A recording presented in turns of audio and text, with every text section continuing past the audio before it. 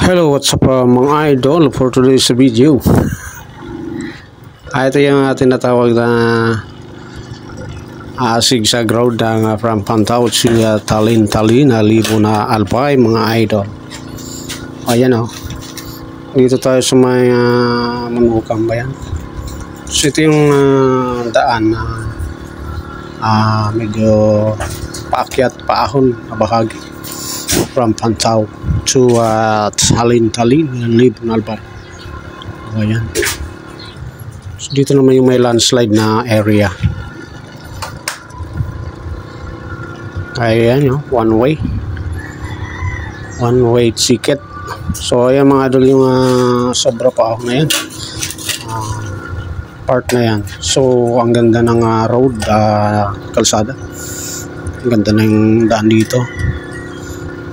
Yung iba kasi nagtatanong kung maganda ba yung daan papuntang coastal ng Libon, Uwas at Ligaw, lagbas ng Puderan yung mga idol, Puderan Road. Ayan, talagang sigsag. Sobrang paahon nga, yung speed kilometer natin di na gumagana. Ayan ayan na. So medyo ano na to, palusong ng bahagi na ito.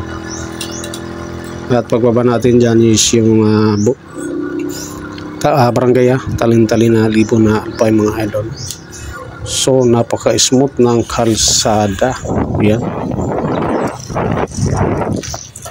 Ayan happy yung ating back ride. So ayan, mega love shoutout sa ating mga followers and supporters mga idol. Don't forget to follow and subscribe sa YouTube channel ng ating Facebook page at YouTube channel mga idol. Please follow, like and share sa ating video. Hindi tayo maglagay ng music kasi lagi tayong nakaka-copyright napaka smooth ng daan papuntang coastal road, coastal road ng Libon, Talin, Libo na Albay. So diretso lang tayo mga idol hanggang sa dulo, kung hanggang saan makapunta yung ating ride for today's video. Ayan.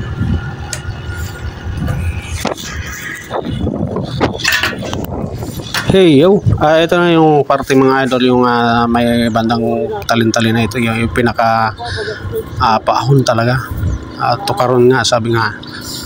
At yung sa baba na dinaanan natin na pakaliwa ay pakanan pala.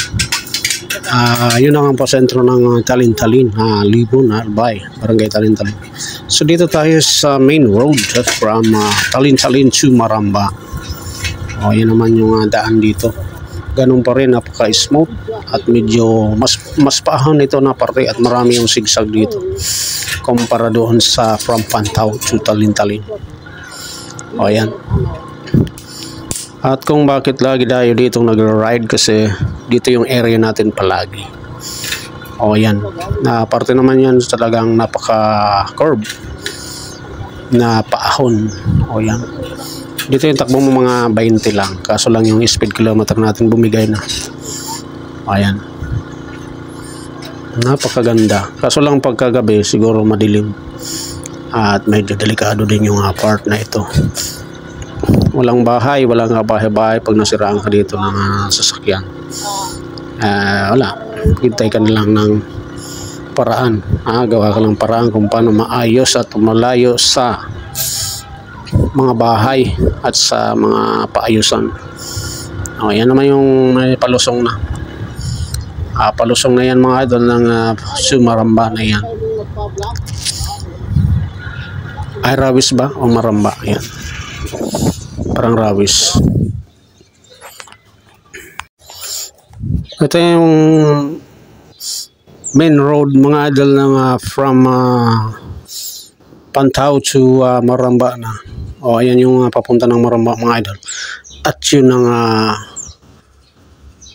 road na yan, diretso lang yan hanggang Maramba. So dadaanan mo yung Badian, yan, Kagmanaba hanggang Puder na yan mga idol, yung pinaka labasan ng kalsadang ito. Oh. Ayan oh, maramba na yan mga idol.